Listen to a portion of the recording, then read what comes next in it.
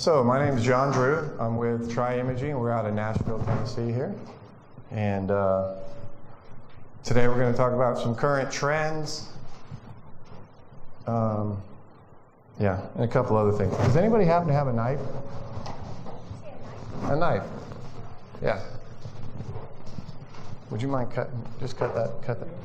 So we're going to have questions because there's a test as this goes along. And if you answer them properly, Starbucks is the reward, but I need to get them opened. Does anybody drink Starbucks? Come on now. If there you go. If you don't, I would be surprised. There's probably another reason for that. So I want to start with something I read in ICE magazine.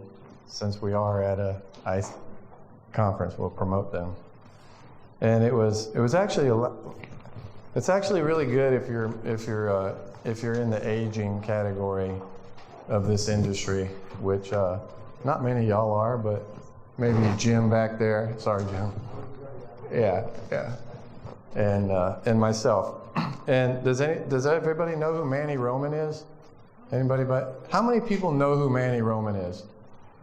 Okay, because this tells me how far back I need to go, or how current I need to be to connect with anybody. Because Manny goes back a long ways. And he wrote this article on forgetfulness. And actually, this lady that was doing this speech on that, does anybody forget anything in here? Or do you guys remember everything you hear? Like, be honest. Like, it's always, right? Always. But they said it's okay. They said our mind is not designed to remember everything that we take in. Thank you. That's mighty brave of you, coming up front like that. I appreciate that. Yeah, so the editor said that we're not supposed to remember everything, right? It's not like our wives or our husbands say that we only remember it because it's important to us. Like if it was important, you would remember, right? That's not necessarily true. So I just want to encourage people that don't remember everything that you don't have to. There's a few things you do have to remember. Today is my wife's 60th birthday. You do have to remember that, right? So I love you all, but I won't be here all day with you. I'll be here for a short time. But that's a good article in ICE if anybody's interested in it. And it's actually one that I used for my defense. So maybe you guys don't need that, but I sure do. All right, so let's get started.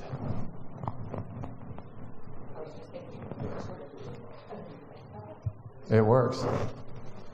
So first, there's a couple minutes of self-promotion here. So who we are, it's very short. Does anybody know who Tri-Imaging is here? Not very many. Okay, all right, let's start. We're going to start with this.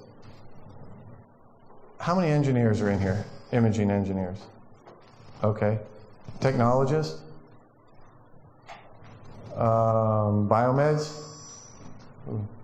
Okay, that covers it. What am I missing then? Managers, things like that? Okay. All right, so it's kind of varied. That's good.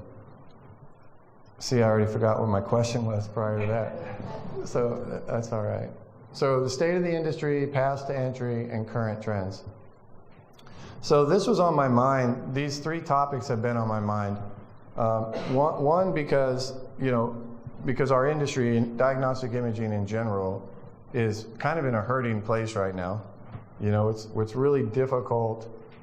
It's difficult for the companies to actually repair the equipment or to find engineers to repair it or that type of thing. So that's on my mind. The state of the industry, because we just came out of COVID, things are starting to go back to normal a little bit, regardless of what we think of that. I'm not taking sides on that. I mean, I could, but it's probably not the right place for that. And then some current trends as to what we see happening in the near future for us, and maybe how it's going to affect us, right? And that's the part that y'all get to help out on, because you can tell me a little bit about what you're seeing too, and with everybody else in here. There's this thing about one person teaching, the crowd knows more than the one person, so whatever you want to call that. All right, so Tri-Imaging, we're in Nashville. We're about 15 minutes north of here in Madison, Tennessee. We have about a 60,000 square foot building with about 34,000 plus parts and finished goods. So we're a parts company, right? Diagnostic imaging parts.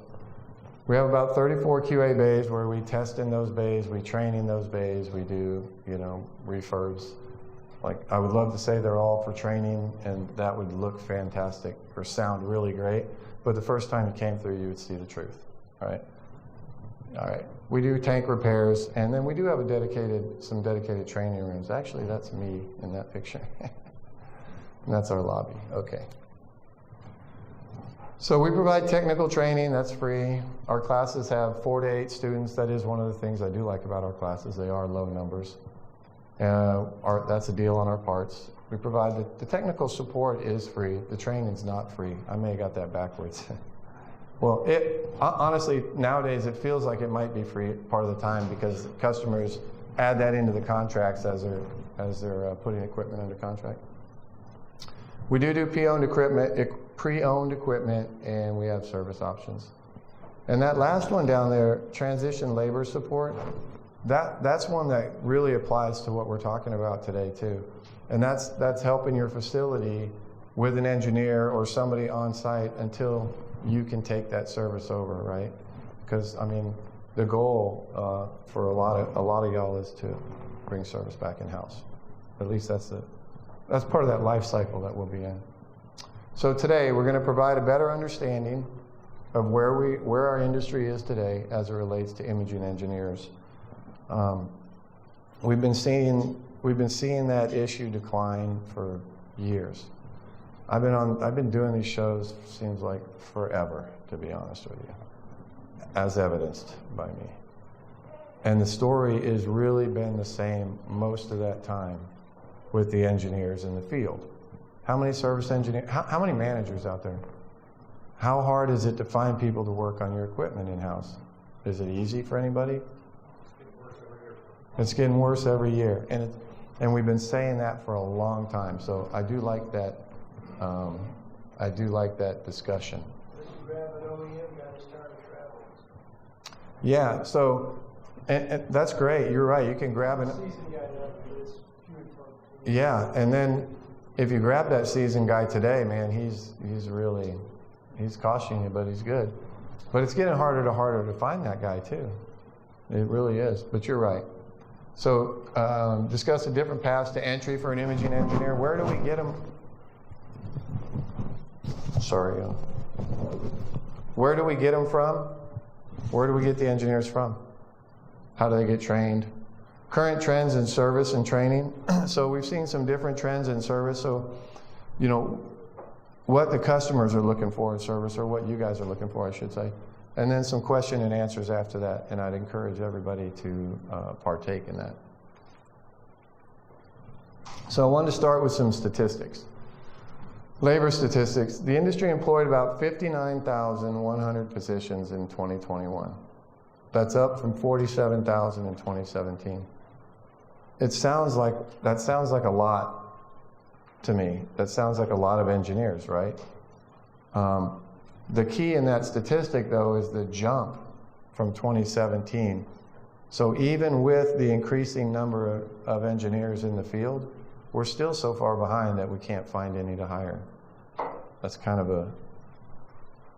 And if anybody's not having these problems, speak up and let others know how you're dealing with it.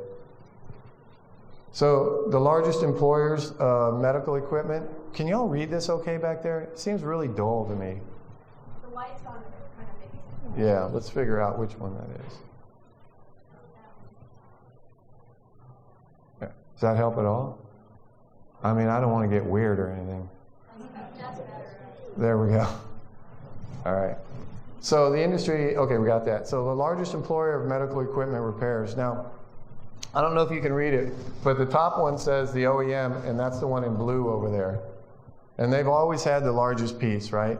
Forever, the OEM has been the largest employer. And everybody is always working around the sides of the OEM somehow. Does anybody disagree with that? I feel like it's always been that way for 20 years. They've always been the largest employer. And The second one up there is actually, I think, the green one, and the green one is all others. So everybody that we're not going to talk about fits into that green category over there. Then the orange, I think red, this is supposed to be red, is the ISOs, or the repair and maintenance, which is probably most of us. Are there any OEMs in here? It's okay. Really, it's okay. Okay, that's better though. I mean, the other's okay, but that's better. Or you just didn't raise your hand, right? It's okay. It's all okay. So the ISOs are the third largest for repair and maintenance, and that includes all of them. That includes the big ones, Trimedics, Crothals, any other big ones, you know. But it also includes the really small ones, right? That includes the Tri-Imagines, the ArchMeds, anybody else? Who else? Anybody in a service company out here? What is? Radon Medical. Radon, yeah. Are y'all still 2 locations, or was it? We're 3 now. 3? Right on. What'd you have back there? Tri-State Biomedical. Oh yeah, Tri-State Biomedical for sure. It's all of us, right? No, really, it's all the small ones.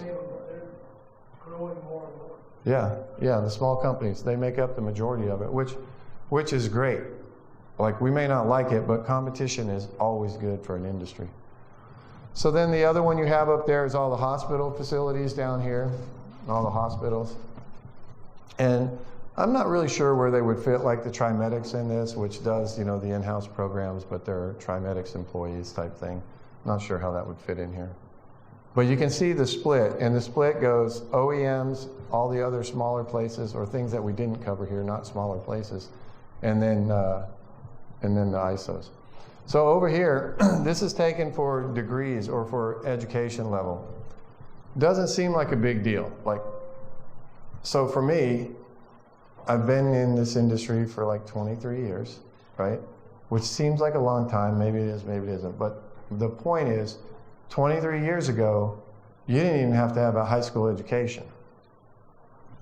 You just had to be able to get to, first off, you probably never went to school, right? If you did that long ago and you were outside the OEM, where did you go? There was only one place I know of. Anybody? RSTI, yeah. That was the only place that existed, I think, right? Military. Oh yeah, I'm sorry, the military, of course, yeah. Yeah, Ditech came around in the 90s, right? Or 89, yeah. So those, Ditech and RSTI were the only 2 places that you could really go outside of coming out of the military. So pretty much everybody in the industry was military. Actually, I think pretty much most people were military, to be honest with you. It seemed like a lot. Anybody disagree? There wasn't a variety yet. Yeah, there really wasn't much that fed into imaging specifically. At least not that I remember. I mean, I was selling soap when I came into this industry. It's true. I mean, I knew electronics from the Navy. I was in the Navy. Let me step back one. Let me step back just one. I taught electronics in the Navy. Then I left for like 10 years and came into this industry. But I mean, I just happened upon it. You know, I sat by somebody at a baseball game and they told me about it. That's really how it happened. So it was really, really iffy back then. And there was nobody coming from outside the industry. There weren't many people that their employer was not, got to find my spot. There's not many people that the employer was not sending them. Does that make sense? They came through their employer, not on their own. So this right here, this college really wasn't that important. And you can see now, I think this is actually last year, high school diploma or equivalent is 23%, less than that is 4%. This is when, like, you know, I know somebody and I think he's a good dude and he worked on his car. Like Jim and I were talking about this earlier. You know, he worked on his car and did things like that. So brought him in. Some to no college degree. So we're at 20, we're at over 50% in these 3 categories right here, right? But that's not the real news on this slide. The real news is the fact that 50% of it is above that. So the field is much more educated now, I feel, than they ever were before. much more educated, right? You have 21% have associates, not 20 or 19 with a bachelor's, master's, and a doctoral or professional degree is still pretty low up there, but I wouldn't expect to see that in an imaging degree unless they're just lifetime students, right? So it is interesting. So now let me ask you a question. People that hire in here, is a college degree required for your hiring? Associates. No associates? Associates, biomedical, technicians, minimum associates, or equivalent military. Equivalent military, meaning they were like a BMed or something? Yeah. Okay.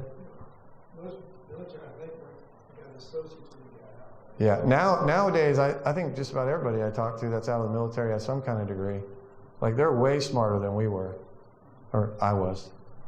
I mean, I just got out. Jennifer, can I ask you that? Well, I would say even today, for the most part, if you have equivalent years of experience in lieu of an associate, that on radiology side, Yeah, the imaging side. Okay, it still holds. That's good. So there's been a few attempts to change that, right, within states. I think Texas is one of them, but that's good because it's still open. But the people I see coming through with us, most of them now, most of them are degreed. Or they're older and they've been around for a long time. So this statistic over here, years of experience, less than 1 year is 2%, 1 to 4 is 22. And these may not be perfect because the Bureau of Labor Statistics is not, in my mind, ever perfect. It's a government agency, not that there's anything wrong with that. So 1 to 4 years at 22%, 5 to 9 at 22. You see where it's at, right? So what's interesting about that is less than 1 year for 2% of them, right? So as much of a hard time as we're having in our field, we would like to see that number, between 1 and 2 to be really high, but it's not. John, is that statistic? It says medical equipment repairs. Is that biomed and imaging? Yeah, actually that's a good question. That one is, because I couldn't find a way to split it up in there when I was looking for it. So that's a good question. The other one was imaging, but this one is both. Yeah. So, and this is where they're located in the States, right? So we're in Tennessee and we're in that light green, which says we have these greens are really close. And I've been accused of not quite being able to tell the difference. But I think it's the 7 to 1300, right? Is Tennessee, because there's a lighter green like here in Arkansas and Oklahoma. But it shows you where the placement for most of these people are in the country, which this kind of surprised me a little bit. Like I wasn't really sure what I expected, but if you're in one of these other states, maybe you're manned better. Notice how North Dakota isn't even on here. Is there anybody from North Dakota? Huh? Yeah, I've been there too. Like Minot, you fly into Minot. Yeah, there's like 2 hospitals. Yeah, in the whole state. Yeah, exactly. I remember the guy that when we got on the plane, this is scary. When we got on the plane, the steps came down and it was a small plane going there. And the guys, welcoming us on the plane and everything, and it was kind of cool. It's a little plane, like 1 seat on both sides, and you can move them on a track if you needed to, probably for weight distribution. It's kind of scary. So I remember we got up and sat down on the plane, and then that guy gets up in the plane, he reaches down and pulls the door up, locks the door, turns around, flips his hat around, and welcomes us to the flight, I was like, oh. But he made it, landed in Minot, North Dakota, and drove north for an hour and a half to go to a mammo site. It was terrible. No, it really wasn't terrible. It's experience. But I was interested why it's not on there. We're actually sending somebody to North Dakota, so. Anyway, the point is we don't have enough, the number's too low on with the less experience, right? The number's too low. So if you're out there and you have a lot of experience, you need to be willing to share it. So here's another thing, salary ranges. So the entry-level average is $65,000 for about 17% of the people, and this comes from payscale.com, which is probably another give or take exactly how accurate it is. Yeah. Yeah. Yeah. Oh, yeah. This is definitely imaging. I would. Is the Biomed comparable? Anybody?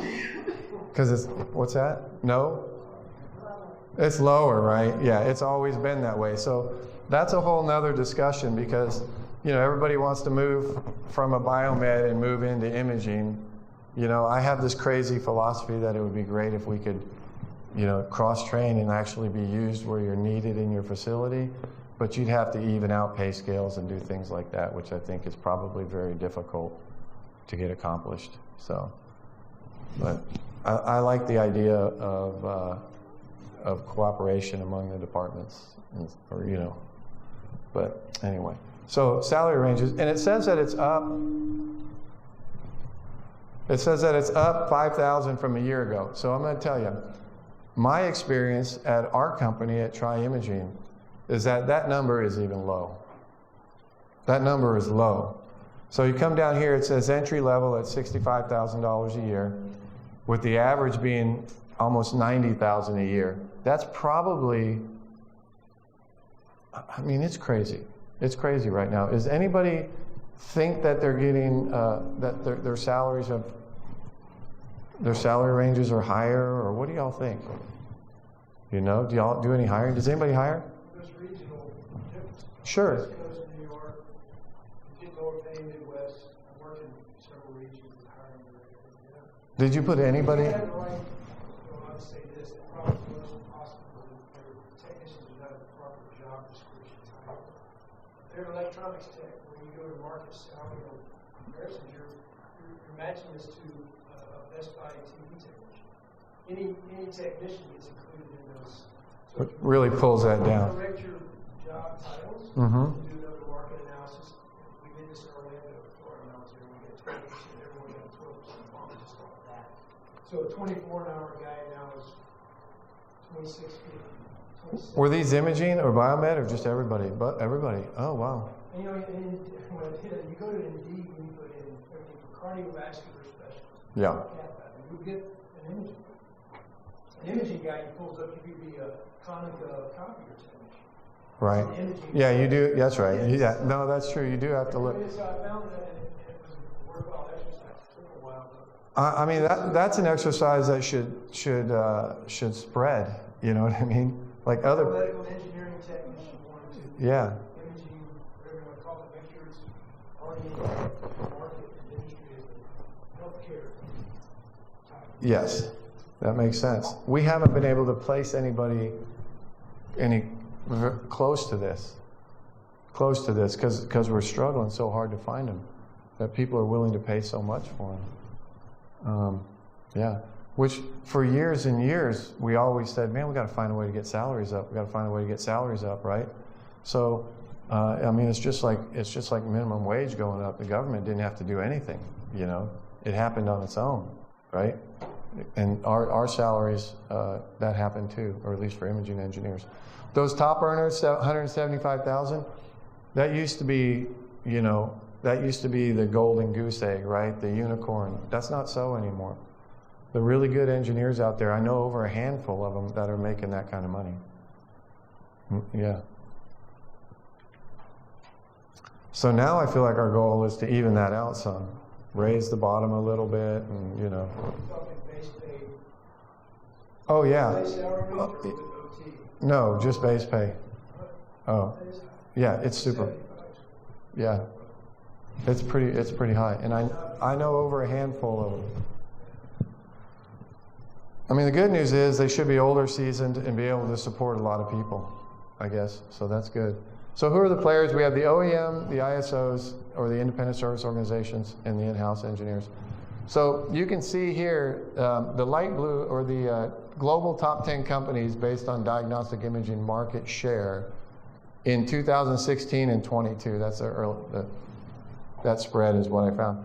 But what I found interesting is the light blue is 2016, and the dark blue is last year, right? So these did not change much, but it looks like Canning coming in pull the majority of the business away. Yeah, sure. You have Siemens at the top, then you have General Electric or GE, then you have Philips here, number 3. This is Canon, who prior to that we weren't looking at. Yeah, they did buy Toshiba, yeah. This is Fuji is next with 5.6, Carestream with 3.2, and then down here we have Varex Imaging, which is 3.2, Hitachi. These are all Konica Minolta, and then Shimatsu. Shimatsu they don't have much down here, but I mean, in their specific area, you hear about them a lot. They're working a lot for dealers. Yeah. They've got 1 or 2 territories that they do a lot for dealers, so those dealers probably aren't in that. They're not employees of Shimatsu. Yeah, that's true. That's true. So that's where your market share is, which is, I mean, we always expect these 3 to be on top, right? But many times, I mean, it seems like GE is on top a lot. We've been seeing a big push with Siemens. They've been covering a lot of ground lately. A lot of ground. They're developing a multi-vendor service here in the States. Has anybody worked with that at all? You have? What? Siemens? They've had one. Well, but go ahead. Not as big as GE and Philips. They always farm it out, right? They're actually doing it now. So so let me rephrase it. Not just taking the contracts on, but actually performing the service. Yeah, I know of 2 spots for sure where they are. Jennifer? Yeah, I just recently started working with Siemens this past year for that reason. They had already launched a multi-vendor. That's right. They're hiring additional Yeah. people. Probably more. Oh, that's good. So if you want to go to Siemens, she's in the back. All right? Because if they're looking, I'm sure I know that for sure because we've done work with them too. So I know for sure that they are. So they finally found a way to come in and operate multi-vendor out of the U.S. Now it's pretty new with them, so success-wise, not sure what I can say there. But most of the time, once somebody sticks their head in it and they're serious about it, they may flutter at first, but they're going to figure it out, right? They're going to get it right. So.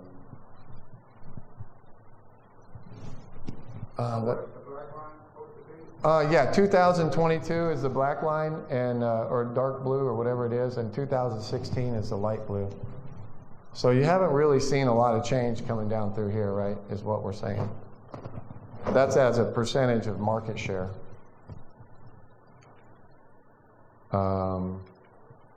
A question. Ding, ding, ding, ding, ding, ding, ding. All right.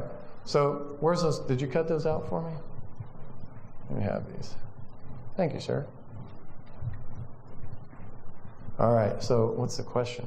Well, hold on. So if you don't drink Starbucks, you could still answer and give it to your buddy because they'll appreciate you. All right. So how are we going to do this? Ready? Let's see. We'll see how this first one goes. Who is the 3rd largest employer of engineers in the industry? You said church. Oh yeah.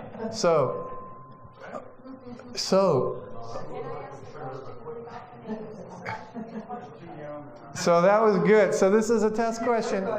I hadn't done this before, so that was good. You might be there because my head was in a different spot. See, I had the ISOs. The market share of product or employee? Yeah. Wow. Different slide. Yeah. Dadgum. So, all right. So, what was it? Either you or you? What do you want to do? Go ahead. Rock, paper, scissors. She crushes this. Oh yeah, that's what they are. That's what happens. You got crushed. Thank you. That's good. With what? Oh. Wait a minute. I asked if anybody was working with OEMs. That's all right. Well, congratulations. So I got to fix that question a little bit, don't I? Thank you for that. That always happens. Yes, you do what you want. Trick the audience. I like it. I like it. So look, I haven't been to one of these shows in like 5 years. right? I really haven't. I haven't attended them. I haven't done anything with them. So this is great. I'm happy to get back in it. I appreciate the feedback. That's funny. So Bureau of Labor Statistics outlook. See, I can't even talk under my breath, so it comes out. 17% growth expected from 21 to 31. So from 2021 to 2031, that's last couple years ago, that's 10-year period, they're expecting 17% growth in our industry. Employment change is about 10,000 people. And I would say that's probably not even exactly accurate. I think it's probably going to be higher than that. And there's a couple reasons we'll see later on as we go in the slides.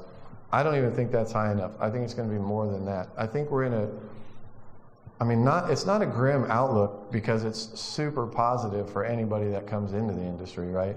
But it's difficult to operate in it the way that it's going.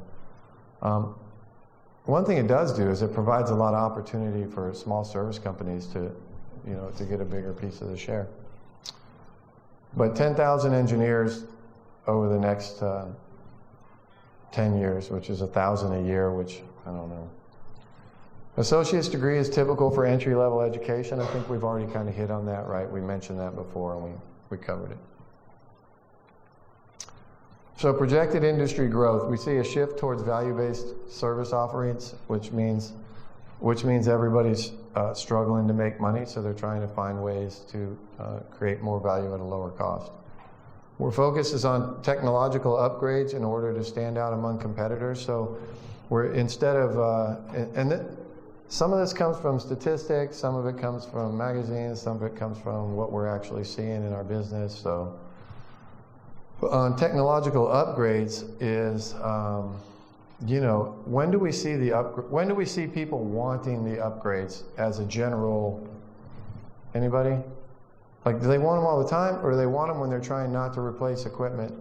They want to continue to use what they have and still be. Start having issues with the older technology, they need whatever they've had 10 years ago, and they wanted a repair versus an upgrade. That's right. When it becomes a value-based thing, that upgrading it helps, right?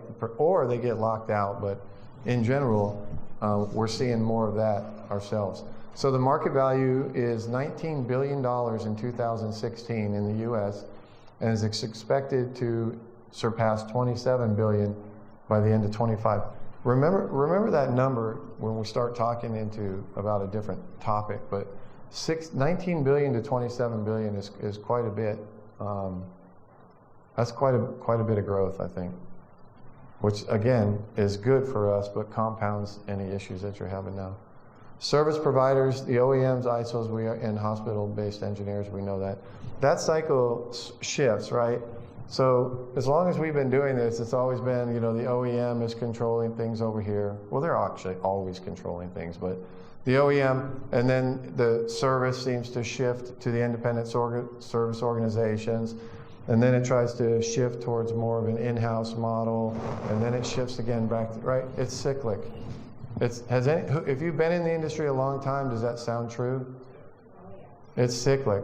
I mean, even the employees, a lot of times, if you look at the employees that have been in the industry a long time, they're cyclic with it, going with the work. ISO agreements are like Crawford's today, so 3 to 5 years. So every 5 years you're renewing, you either add a guy or lose a guy. Yep. You get those 3 options. That's it.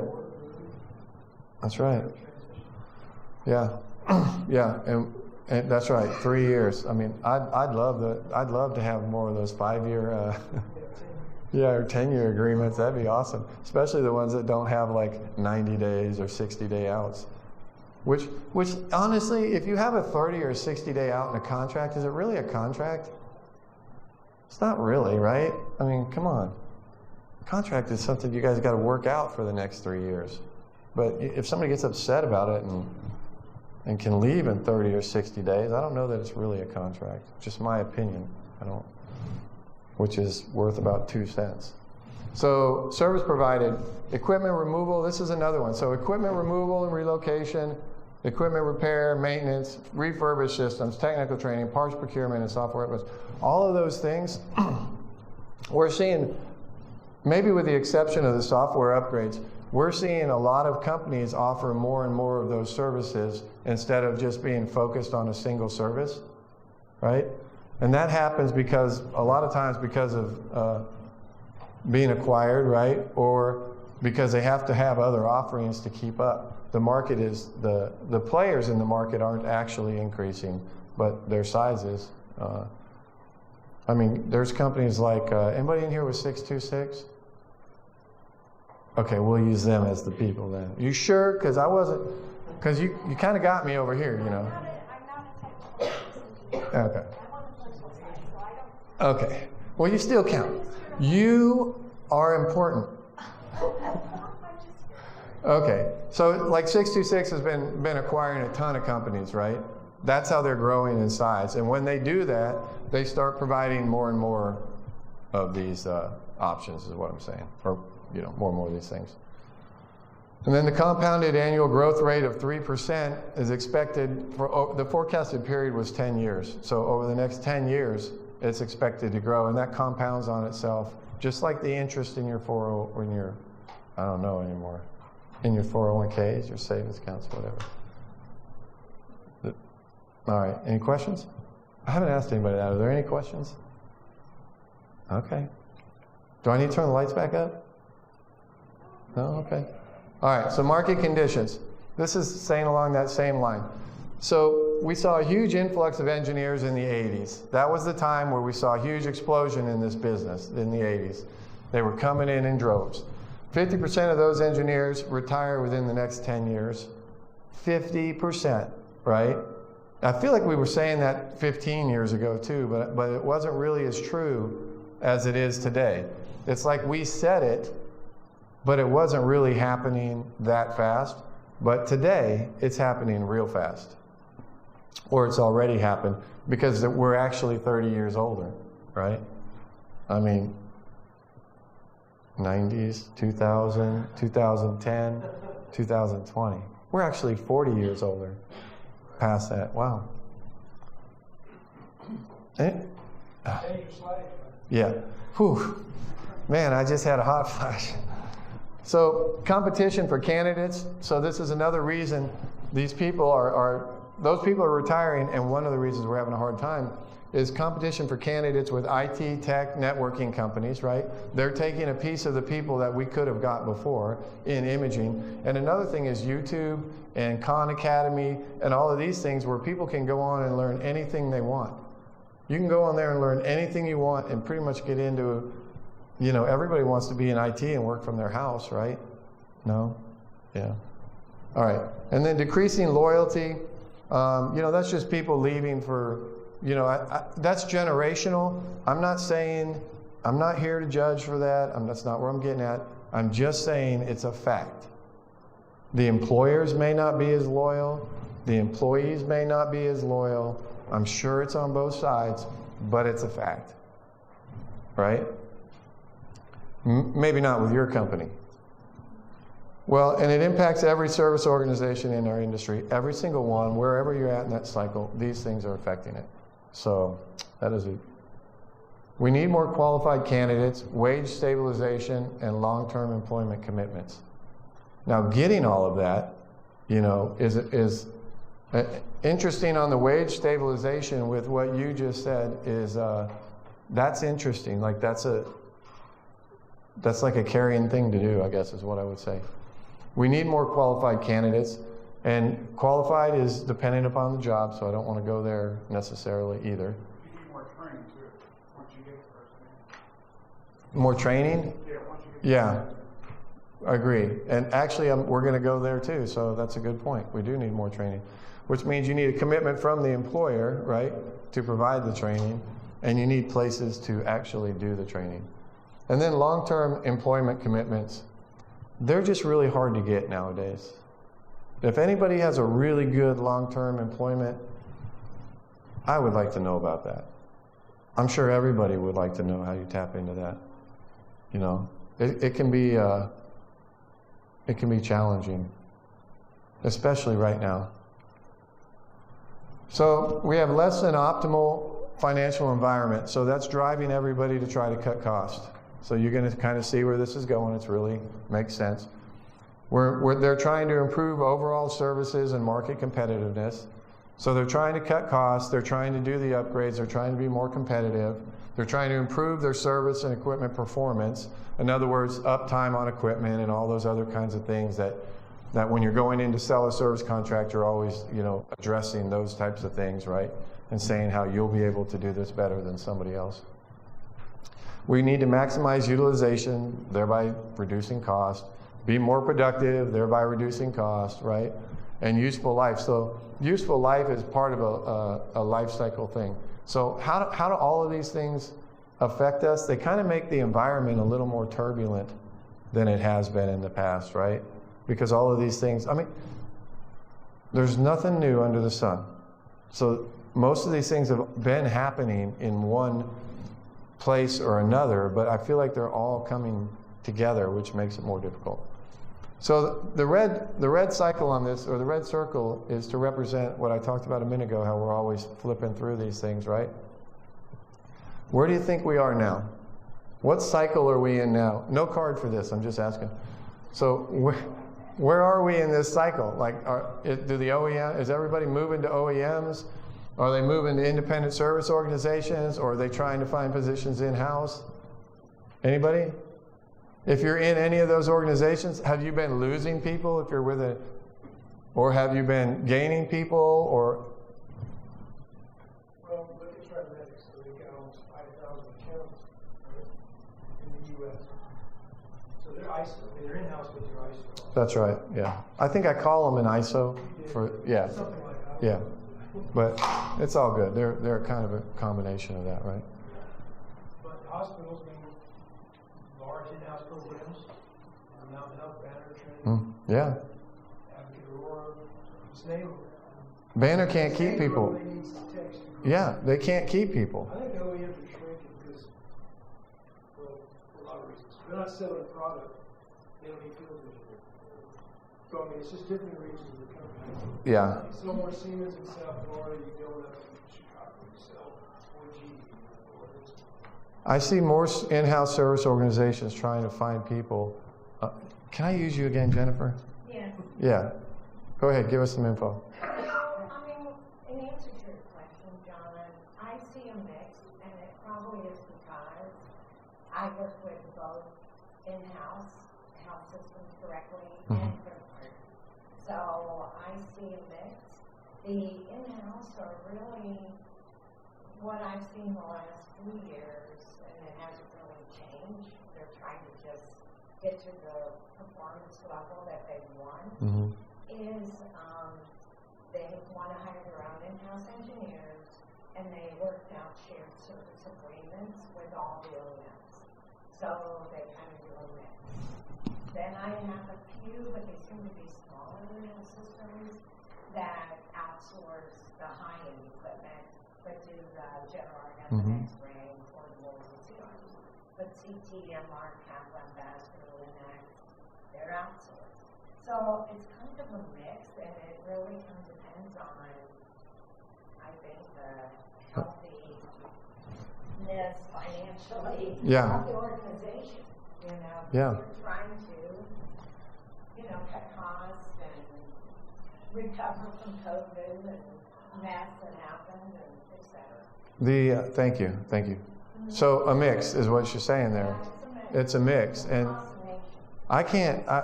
we don't work with not one independent service organization of a significant size, so let me qualify that, of, I don't know, 150 or 100 employees or whatever, even 25.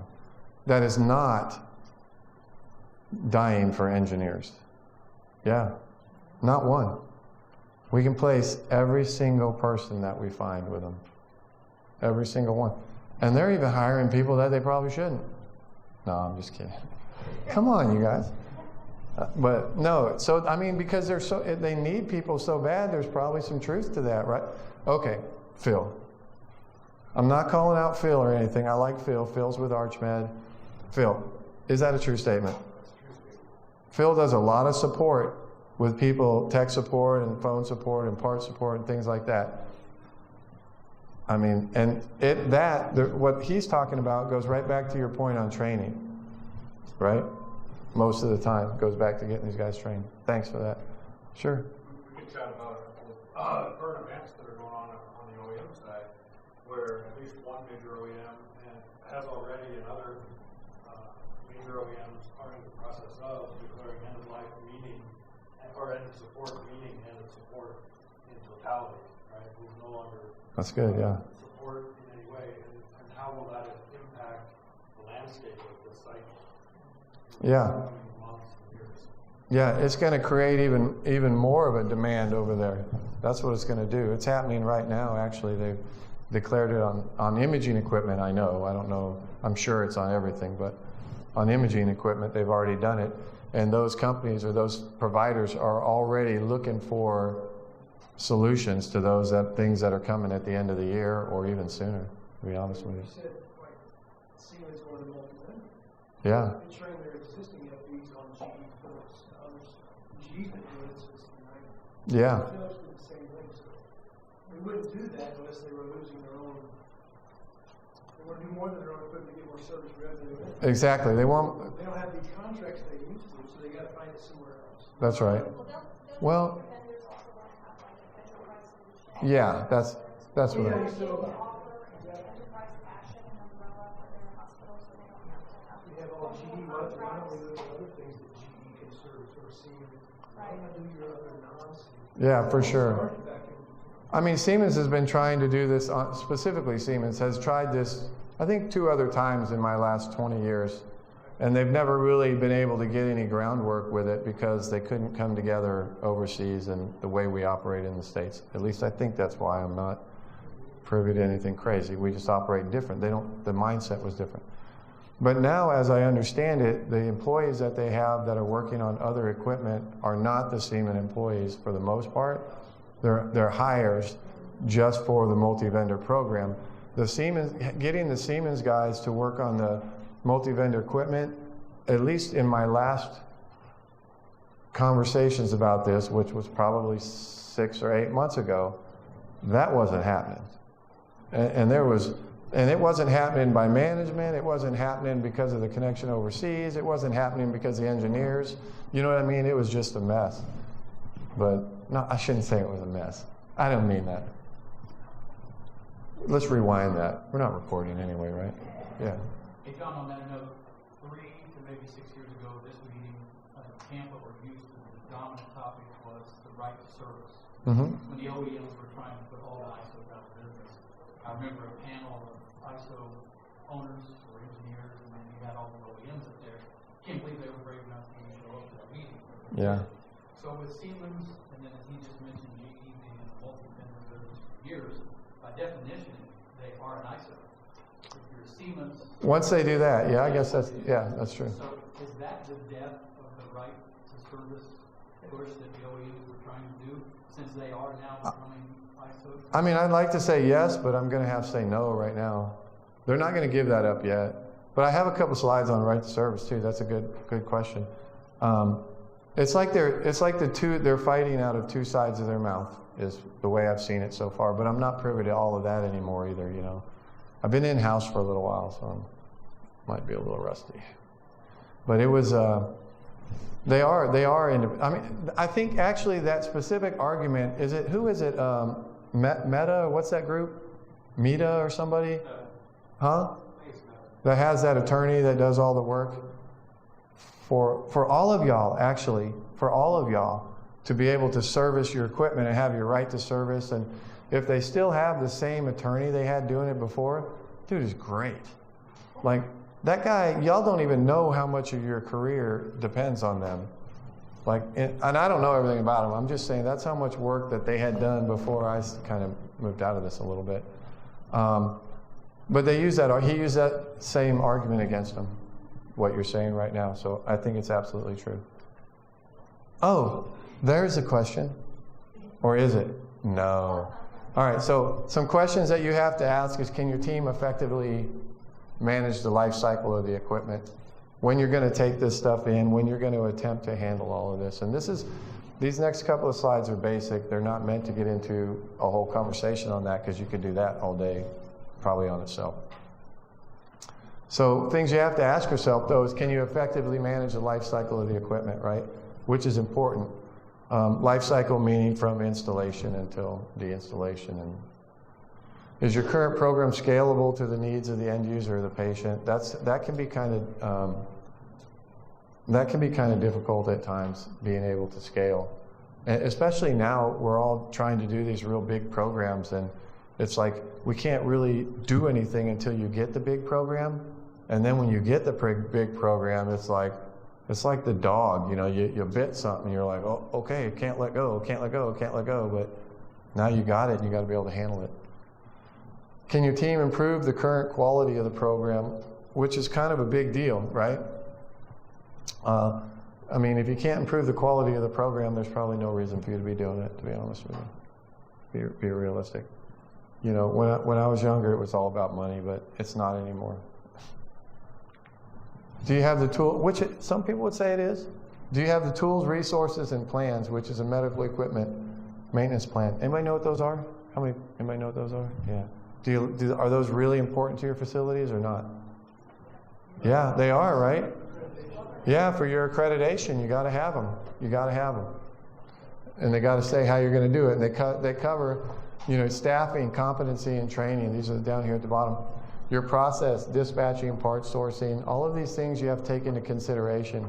I mean, even vacation, PTO, and attrition, like a lot of times you'll have that really good guy, that really good person that does something for you, but there's no backup, right? So we run them ragged until they can't go anymore, and then they leave. And then inventory, PM procedures. PM procedures have got a lot of traction in the last number of years. A lot of traction, like, especially now that you have to do them in accordance with the OEM, right? Or can you still do a proof of, everybody does them like with the OEM's specs now. There's no in between. So question, here we go. This is the coffee question, right here. All right. When did we have a huge influx of engineers into our industry? 1981. That's exactly right. 1980s. That's right. That's right. Good answer. That's a great picture, isn't it? Anyway. So your medical equipment. There you go. Maintenance is just how you're going to maintain your inventory, an accurate inventory of all your equipment. Follow your OEM recommendations for PM and frequency. We find a lot of these get missed. It's really important, PM, frequency, and procedures. So anybody run into where you can't actually do the whole PM because there's something you can't get into, like the OEM locks you out of it? Yeah, absolutely, right? Is that legal? No, but they just do it anyway. There you go, you got to pay for it. Yeah, that's right. So, yeah. So what's the best way? What is a way to get around that? Like, we can't do this because we don't have access to it. When should that have been addressed? Contractually in the buying process, right? That's where that has to be addressed. And this is another thing that's been preached forever, is having an engineer of some sort involved in the procurement process, right? Because they know these things, and a lot of times other people don't know those things. It is really important, if it's possible, to get an engineer in on the procurement process. Are there any engineers in here that are in on that process? Nice, nice, look at that, yeah. With technical background, so that makes sense, right? Yeah. So a director with a technical background or something, that's good too, right? That makes sense. But man, we see that all the time, y'all, all the time. So identify your high risk or critical equipment, which is 100% compliance is mandatory. What type of equipment is that? There you go, defibrillators, things like that. Review, revise, and improve it. This is just kind of the way it goes. You all should be fairly familiar with this. Maintain and monitor all your credentials of all individuals providing maintenance.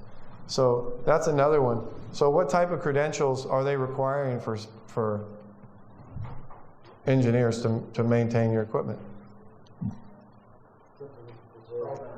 It's what? Yeah, it's up to the facility. So very few of those are going to be super strict. Very few of those. Because it limits who you can actually get to work on your equipment, right? And I mean, that makes it difficult. All right, and this is just a roadmap. Talks about a couple standards. I'm going to kind of go through this. Use this for complying. You inspect, test, and maintain your medical equipment. Those are 2 standards. And there's a lot more to this. I was just bringing it up. So this slide right here shows you the OEM ISO is in blue and in-house is in orange. So you can see what it's showing you here. These are all the things that are taken into consideration on the bottom: the number of resources, the market skill level, the equipment redundancy, the buying power, training, scope of services that have to be performed, manpower. And in your small rural facilities, you can see that most of those are OEM or ISO handled. And I would say a lot of those are, depending on how rural they are, like the smaller the ISO that handles them a lot of times. Does that make sense? Yeah. And just that, at least that's our experience where I'm at. Where does that come from? It may not be exact data, but I'm saying where. Yeah. I didn't put it on the slide. I would guess it comes from, is it Becker's? Is it Becker's? A lot of, even the small rural hospitals, most are being bought up by a larger IDN. So it may be a rural hospital, a small town, but it really is part of an IDN. So it's just because it's in southern West Virginia, which we have accounts in. Yeah. If they're on their own, yeah, they'd be very dependent on that, but they're bought and owned by a larger group. And that puts them more in the IDN group, not even though they're a small hospital. So I think if I remember for this slide, they would be moved over to the IDN if they're part of it, even though they're a smaller rural facility. So it's more the small rural is more single one-offs. Single yeah. independent community hospital. Yeah. Well, there's not. That's changing. There really aren't as many of those anymore, right? They're getting bought. Everybody's spreading their fingers out farther and farther because they're trying to capture the revenue, right? They're trying to capture the revenue. And where's the most revenue made in a hospital, or a big part of it? Imaging, right? So a big part of the revenue out of a facility is in imaging. And in the future, I don't know what the number is, but like oncology, it's growing really big. Nuke medicine was one of the things when I was looking for these slides or looking this up. Nuke medicine had tremendous growth in the next number of years. And they were saying that's because of our aging population, and our bad habits are creating a great market for nuke med. I think I might have that in here somewhere. How are we doing that time? Oh, that's funny. I need my glasses to see my watch. Thank you. So, why wear it?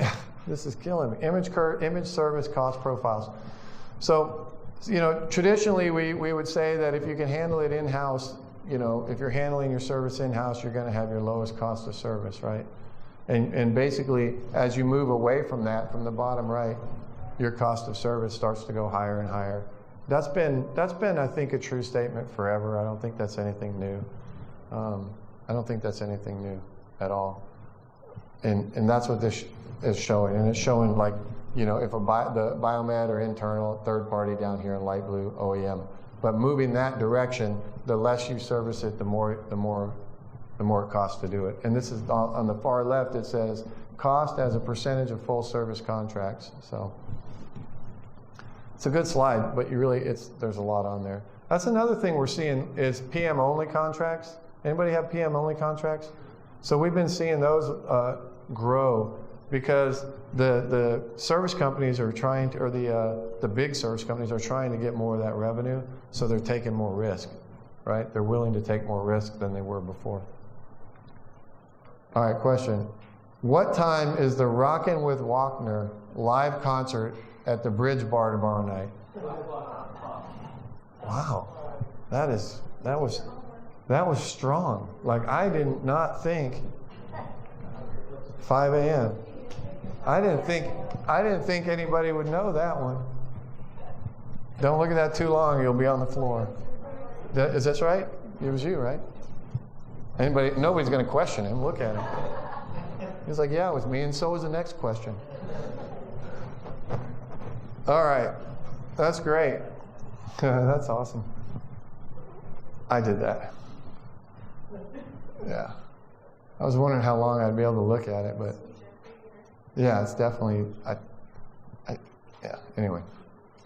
All right, some things to think about. Now we're going to go through some trends and some current stuff. All right, so volume continues to rise to return to pre-pandemic levels, and that's resulting in a higher usage and more service demands.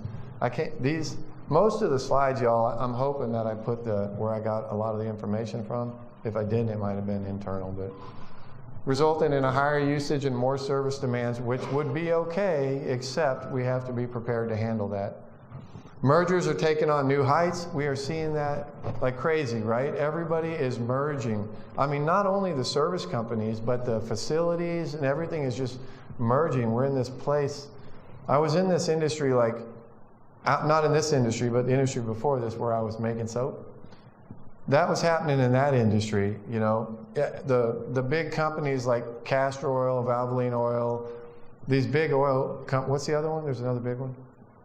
They were buying all these small companies that were making detailing products and stuff like that because they figured out that, you know, margin-wise, there was a ton of margin in that business, even though it was a fringe business. So they were buying us up all over the place when I left that industry. And now here we are in this industry, and they're doing the same thing. It's 20 years later. They've been doing it for a while, but it's significant. There's a lot of PE money out there right now, and there's a lot of it in our industry. A lot. So price transparency enforcement. This was something that I read, I think it might have been in Tech Nation, or a little plug for Tech Nation. Too bad it was June of last year. No, I'm kidding. It wasn't. It was February. Price transparency enforcement. So the government continues to seek lower healthcare costs, which means initiatives around price transparency are gaining speed. These initiatives aim to inform the patients about out-of-pocket expenses. So anytime they have to do anything to inform somebody of more of their own expenses, they work on the other side to figure out how they can get a little more of that money.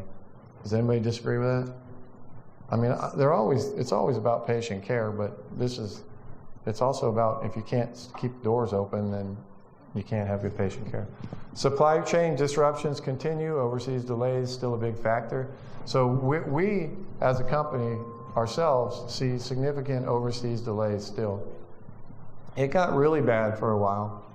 You know, the equipment and the things that we buy from overseas were what we used to get in 3 weeks. We're taking 4 to 6 months to get. The cost of containers was going through the roof. Has anybody shipped a container overseas? It used to be really cheap. It's really expensive now for the empty container. So we're still seeing big disruptions in our supply chain. It is getting a little better, but it's still pretty big. Which means that the equipment that we have gets higher priced, or the parts because there's less of it, which means the cost of your service is higher, which means the contracts go up, right? It continues out. Higher costs and lower margins is a big one. So some trends are the wearables. Current trends sees them aiding in aging population, yay, and convenient. That's not me yet, but I just like to make a joke out of it. To conveniently monitor and report vitals. We see that all the time, right? It's not just smartwatches.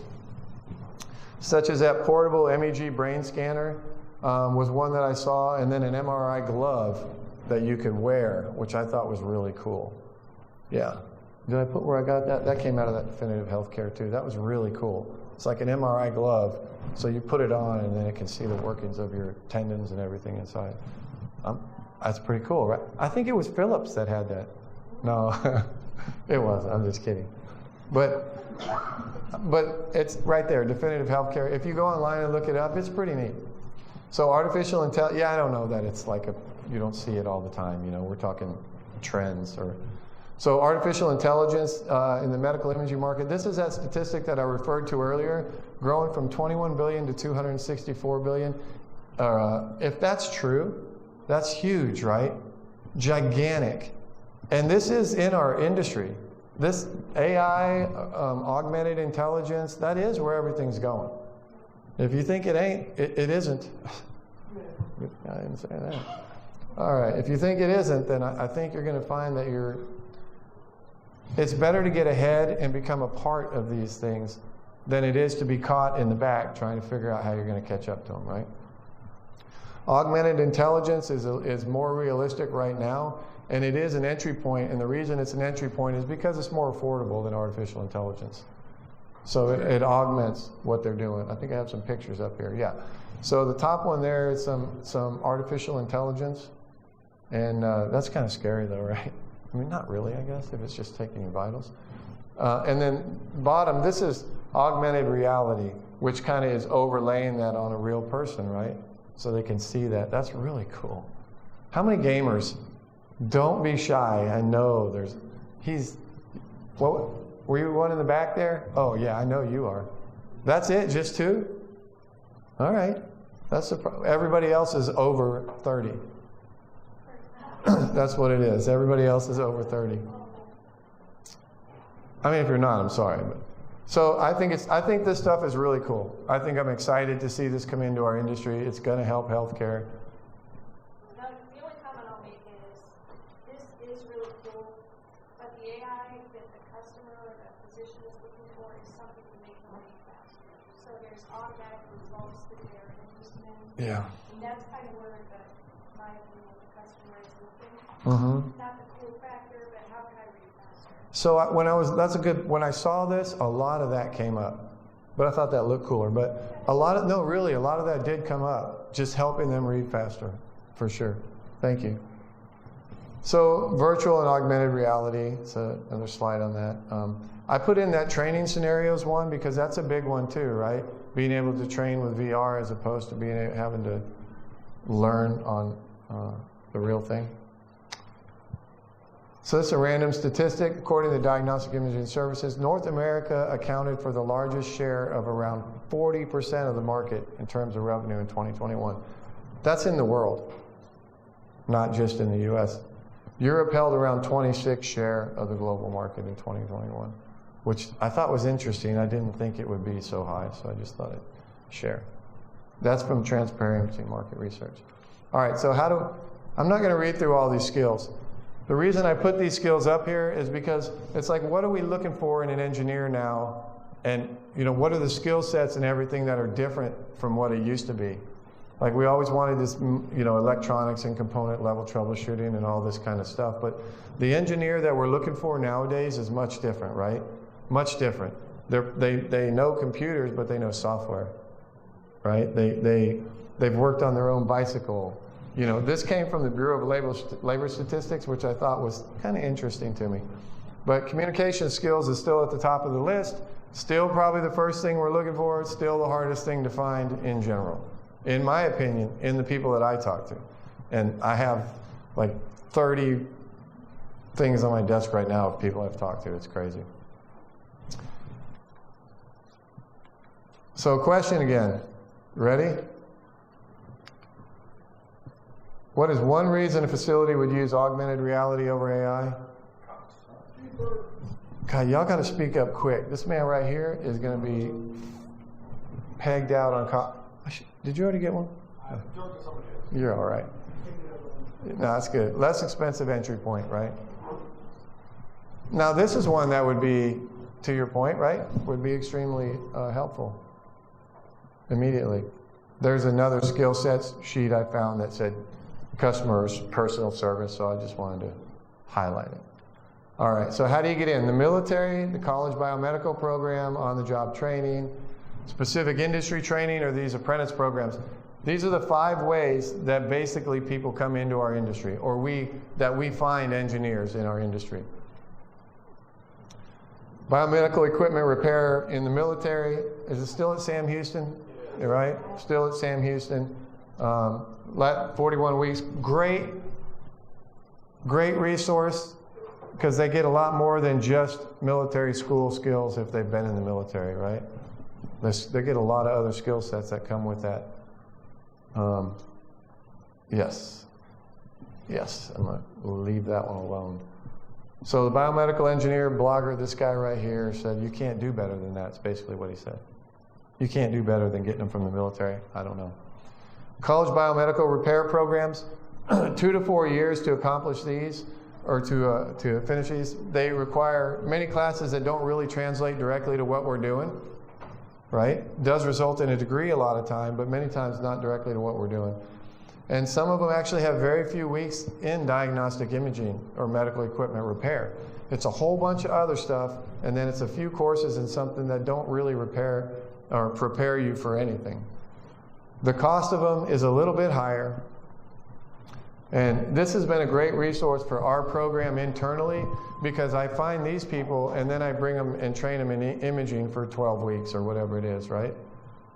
But you would think after going to a 2 or 4 year degree program, you wouldn't have to do that, but we do. That means that 2 to 4 year program probably could have a little focus. So here's some options: TSTC in Texas, ASU, Arizona, Penn State, and some of the pricing that goes with them and how long it takes to complete. There are many more than this, many more. And if you have any on the East Coast, I'd love to know who they are too. But there's many more than this, and we have had some really good recruits out of these programs too. So really good. But again, these aren't as bad pricing, but they can be high. So on-the-job training used to be a traditional way to get in. Is there anybody in here that's done on-the-job training that didn't go to school? Okay, 1, 2. We're seeing less of it now. We're seeing less of it. They're doing, most of them are getting schools now. The advantage is you already know the environment you're going to be working in, right? Which is really good. You actually already know the people you're going to be working with too, which is a big piece of the skill sets that's hard to make up. It can take some time to actually learn anything. So that sounds really derogatory, but it just means that you have really good equipment at your facility and it's not breaking. So all you're really doing is learning how to do a PM. That's all I'm saying there. Not being a negative ninny. All right, and your salary increase. So when you're working internally, a lot of times you get moved into something new and the salary increase is not commensurate with if you had gone another route or gone to a different employer or something else, right? They still call you, I don't want to say they still call you that, no. Apprentice program, we've seen this in a few places. Tri-Imaging, we do this apprentice program. This is kind of a selfish plug, but it's very true. We've put about 50, I think 60 engineers through it now in 5 years. Right around there, that number's not exact. But we take those engineers, train them for 12 to 16 weeks, and then employ them out somewhere. It's been really successful. You know, it doesn't make your high-level engineer, but it gives you a very good qualified starting engineer, you know, more than you get even out of like a 2-year program, you know, a biomedical program. All right? That's kind of a little deceiving. 4 weeks of, wait a minute. Where was I? There we go. Question, it all came up at once. Probably the answer too. Wow, that's terrible. I didn't set that slide up well, did I? That's terrible. All right, so y'all are out on that one. Name 3, okay, I don't even have to do it. Right to repair, a couple slides on this. The circular economy solutions. So honestly, this is kind of new to me. Circular economy solutions are these one-use things. I read that I was reading that in this Technation right here. I think it was. And it was, yeah, circular economy. And this had to do with right to repair too. And it was actually, this is February's issue. This February. Does anybody get the ICE magazine? Yeah, or Technation. This one's Technation, yeah. The use of disposables and basically rebuilding. Yeah, being able to rebuild. I thought that was a really good article. Yeah, the right to repair, because they can't right now. They have to throw them away, right? And it's trash, and it's just. So I thought that's a current issue. Yeah, I mean before that you had to throw them away too, though, right? No? Oh, don't answer that. All right, so, and those are some of the questions that they were asking with it, you know, are patients safe from right to repair? There's the study that just came back, there was I guess you would say it was not really a verdict, but the outcome was that, yeah, it's absolutely safe for third parties to repair equipment. Absolutely safe. There is no higher risk than the OEM doing it. That was kind of a big thing when it came out for us, actually. It seems like it might have been in the last year or 2 years. Yeah, that's a big deal for us in putting to bed that argument for right to repair, right? I mean, there's an IP factor where they say, well, we can't let them get in there because of software, it's intellectual property. That's a bad argument too, you know, it's a bad argument. And the fiscal factor of being able to repair your own equipment, or at least deciding where you wanted to have it repaired. On the parts side of things, the ISO certification for parts companies has been growing in popularity, especially if you're selling to larger service companies. So they want you to have your ISO certification, either 9001 or 13485, but you know, processes in place, right? And I'll say one thing about that ISO certification. You guys have all gone through that, maybe. Has anybody gone through that? So I was not a big believer in that years ago, like it's probably been 5 years ago, 6. I was not a big believer. But I'm gonna tell you, when you go through that process, it does work. It really does. Like, it's easier to find out why things are breaking down. When you think you always repurpose or do something in a certain way until you talk to 2 or 3 people that do it. And the one guy says, well, yeah, I usually do that, but I found it better to do. But it was never documented anywhere. So if you document all your policies and procedures, if you do what you say and say what you do and do what you say, then it's way easier to find it when you have something go wrong. So that's my shout out for that. And believe me, I don't like the idea. We had to hire somebody, and it's crazy. So CPCs or capitated parts contracts are still moving, but they're becoming more prominent. So we're seeing more people doing it, which is reducing the cost on that and the margins and making that a little bit of a harder sell. Customers are becoming more risk tolerant as the margins are being consolidated. They're deciding that they're willing to take on more risk, right? So that makes it a little tighter. Inventory is more critical as the players know the sources. And what I mean there is your companies, your parts companies, having the actual inventory and not sourcing for you, right? It's important now, and it's important for, I'm with the parts company, it's important for us to ensure that we know what our customers have so we know what we have to hold in inventory. And that is no easy task for anybody. If they tell you it is, they're lying. Inventory, okay, used parts don't really mean used. I mean, they do. Does anybody in here buy parts? Okay, great.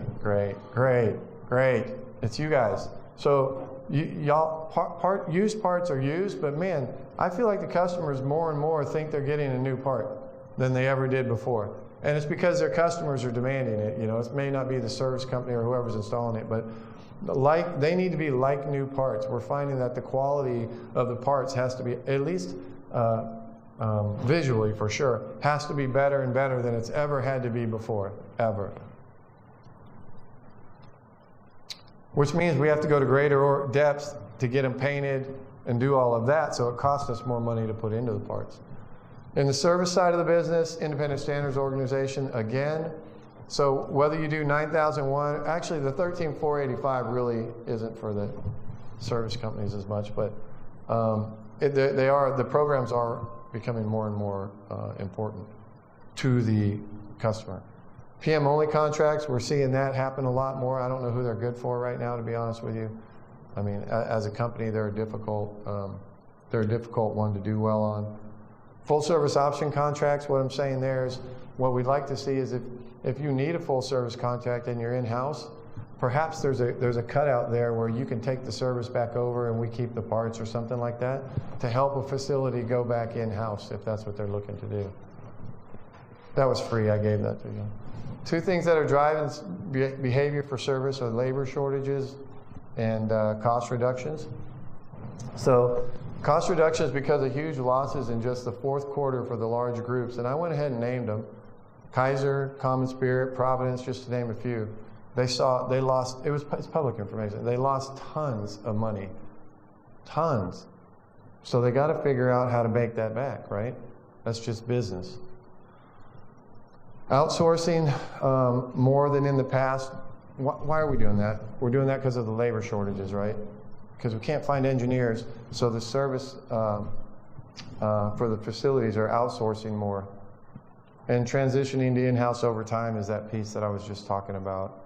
I'm trying to kind of go through this. So in training, we see new training companies entering the field. This is to your question, to your point over here, which is much needed given the shortages in trained engineers. Look, we train people, All Parts trains people,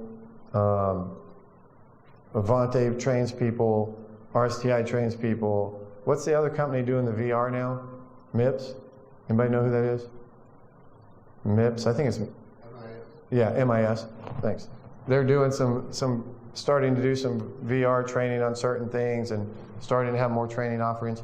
I'm all for that. I think that's great. I think the more training we can get out there, the more engineers we can get back in the field. What I haven't seen is a lot of cooperation between training companies. Parts companies cooperate all the time. They buy and sell to each other, you know what I mean? They help each other out, they do all these things. Training companies have never done that for some reason. I'd love to see that sometime in the future. That would be fantastic. Not quite sure what it would look like yet, but it would be really good. It would avoid a doubling of efforts a lot. These colleges and BMAT certificates, we kind of hit that one already. I'm going to skip over that. So training, traditionally, so this is kind of comparing the online and blended training, which we're seeing in everything now, right? Even when any kind of training you do now is online since COVID, or that option has become available. But in the imaging sector, it's not as much. So with traditional training, it's a little bit longer time away from the site. It's less distraction during training because we get our engineers there and they can actually get their heads in and stay with us for that whole time. Whereas if they're doing this on site or at their site, you know, they got other things happening. It's a higher degree of interaction. Because you're there, you know, you can show somebody something or talk about it and then go out and do it. The cost can be higher because of the lodging and the things like that. You have to balance these things out. There's no doubt about that. And I feel like it's more effective when the classroom and the lab are together and needed, but I'm older. So I'm not saying it's the only way to go. I understand that other people learn in different ways. And if you don't get on this other bandwagon in some way or another, you are going to lose. I mean, you're going to be phased out eventually because the young people are the ones that innovate, that come up with the new ideas, that I feel like we have to support those endeavors instead of just try to block them, especially when they're good. But online, you have a shorter time away from sites, good options for certain learners. They learn better like that. Like how many kids don't know how to use an iPhone or a VR system by the time they're 5? Right? Maybe less, because you give it to them when you go to breakfast, don't you? And they sit in their chair and they're like this already. It gives you 10 minutes to talk to your wife. I'm sorry, that might have been a little trauma in there. Flexibility, reduced cost, you know, but is the hidden cost with whether they're learning it or not. The availability of classes goes a lot higher when you have online training like that available. It can still be instructor-led, right? It should be actually. And collaboration with local resources can really help. So maybe they can do an online piece of training and there's a local resource in your facility or in your area where they can go work hands-on. Okay, move my way right through that. And this was just talking about a blending. Seems like I missed a question. Huh. We passed it because you mentioned it's still on. Yeah. All right. So let's see. I thought there were only 5 in this package. So, who are we? All right, back here I heard it. Who was it? It was a male voice. Okay, I'm going to the female. Over here, pass this back. Would you pass that back behind you? Thank you. Who is he? Okay.